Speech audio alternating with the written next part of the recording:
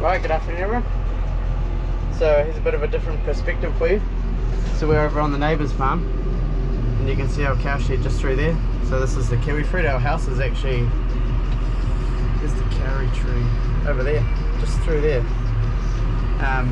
But here we have the Taiwanese school, which our cows are just above the Taiwanese school there, and then you can see that land that's been cropped at the back, that's the Taiwanese, and that's in corn or maize, whatever one.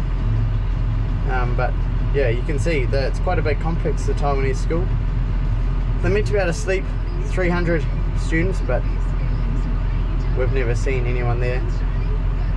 They have small groups come through, but they call it the white elephant. No one really knows what's going on. Anyway, so while I'm on this farm, you might have just seen, I'm just picking up a set of discs, so a bit bigger discs, hooper discs. So I'm hiring them off the neighbour, so it should make working up the turnip ground a bit easier. So we're going to head back now, and yeah, we'll get on with it shortly. Nice drop of rain.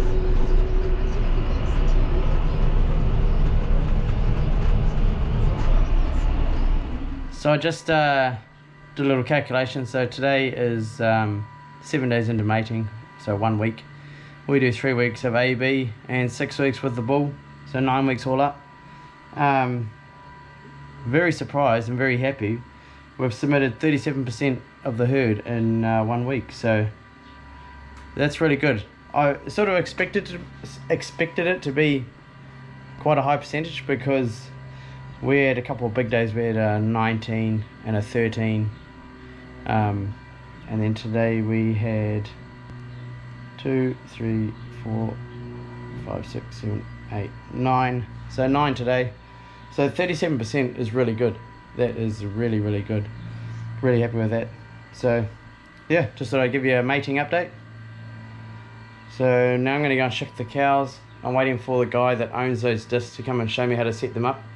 He said to have the front discs pushing down a bit harder, cutting a bit harder than the rear one. So I've never done any disking with those sort of discs. So obviously I used those old giant discs last season, but yeah, first time actually doing some disking with that style disc. So it's something I wouldn't mind getting one day. I have looked at them, but once again, it's just a dream. Really, it's a luxury, probably more than anything. So further down the track maybe. But yeah, gonna go and shift the cows now. In this paddock, we've had a sort of like a little breakout. There's actually one little spot which I've already sprayed just on the fence line there of this. It's like a daisy, you know, it's like out of someone's garden. So just spraying it, because I really don't want that spreading anywhere. It seems to be just in this paddock. Yeah, don't know where it's come from. So I'm spraying it with Roundup. So I've got Roundup in the tank from spraying the edges of the race. So I don't normally spray weeds with Roundup, but it's going to work well for the daisy.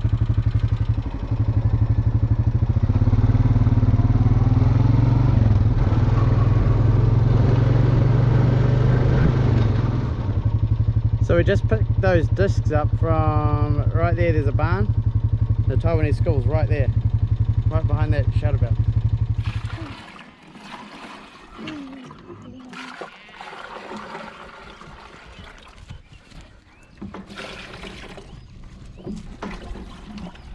Look at you guys.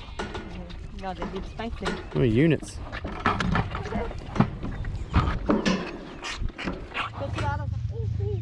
Right, so I've just had the guy that's hiring these discs out come out and set it up. We just had an interesting conversation about this paddock. So he's saying that it's not ready to disc yet, because you can see it's not, the grass or the roots of the grass have not died yet, which is fine. I've still got it 10 days before I need to plant it. But we also had a dig around. It's all right, Miriam. Yeah. We're going to go on the motorbike soon, okay? So we had a bit of a dig around. He got his spade out and dug a couple of holes and reckoned that this paddock has a pan as well. And we also had a look at the paddock over the other side of the driveway there, which was done for turnips the first season we were here, and I think that paddock there needs a rip, and he said it does too. Miriam, listen. Listen. Yep. Hey, was that you?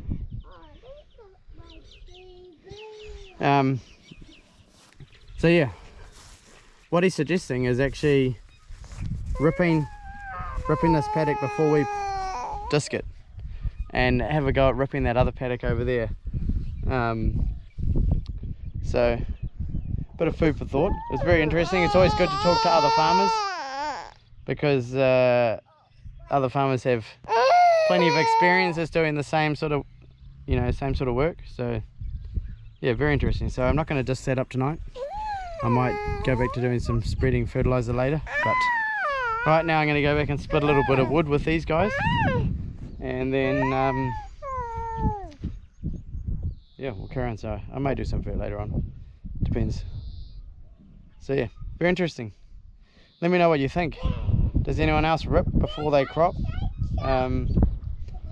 Do they work the ground up? I know that there's a push for direct drilling because you're disturbing the soil structure less, but this paddock wouldn't be suitable for direct drilling because it's got too many holes and bits and pieces that need leveling out. So that's part of the reason for doing the disking and working it out, leveling it out. So yeah, let me know what you think. But otherwise, thanks for watching, and we'll catch you somewhere else on the farm. See ya.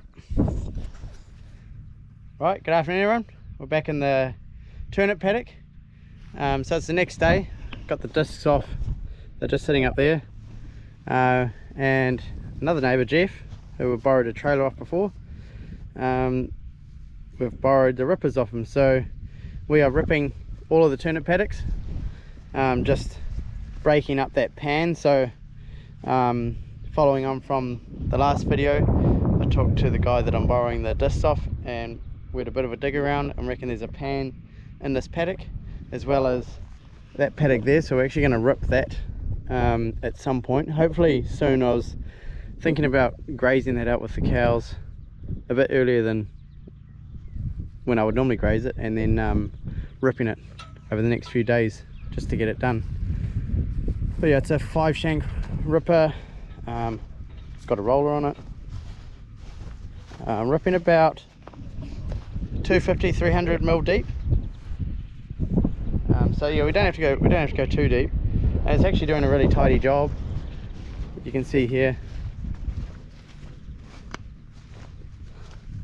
it's doing a really tidy job. So the plan is that we're going to rip it and then give it a bit longer to die off, and then we'll get back in here with the discs and disc it up, and then probably use the rototiller, S-time rototiller, just to go over it and then plant it. So we should have this planted by the end of the week, so really before beginning of next month. I like to have it in the beginning of November, early, very much like the end of this month, early November, so it's ready to go for 1st of January.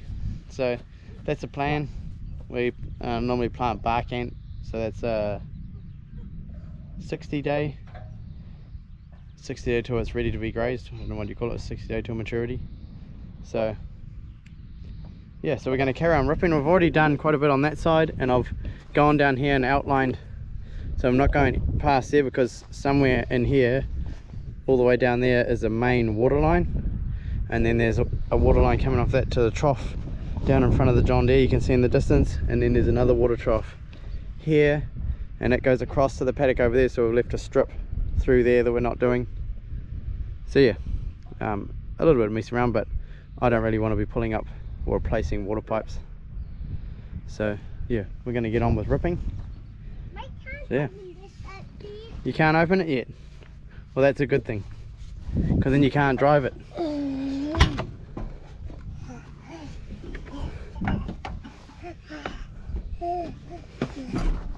So I had Ezra with me.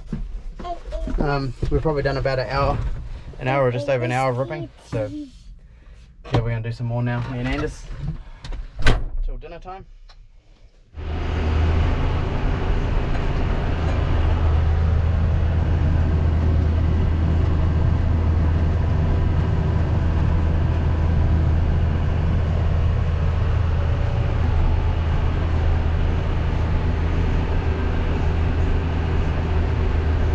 ripping right through where we had the stumps. It should be alright because most of the roots should be pretty rotten.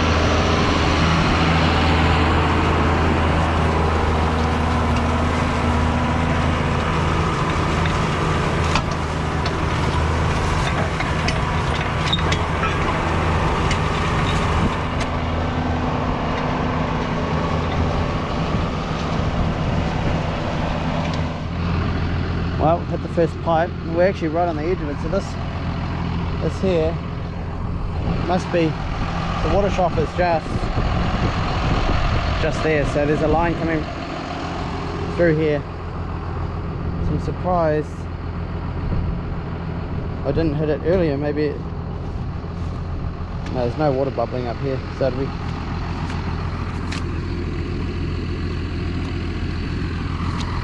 just coming from here. I can feel the water pipe down there.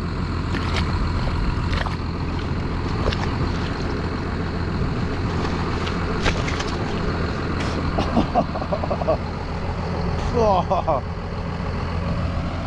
Yeah. There it is. So it is buried quite deep. I need to buckle that over. That's not too bad. Be interesting to see if the ripper's pretty much run right down the edge of it. Be interesting to see if I block it over whether it starts coming out down there somewhere. But I don't have anything to tie it off with.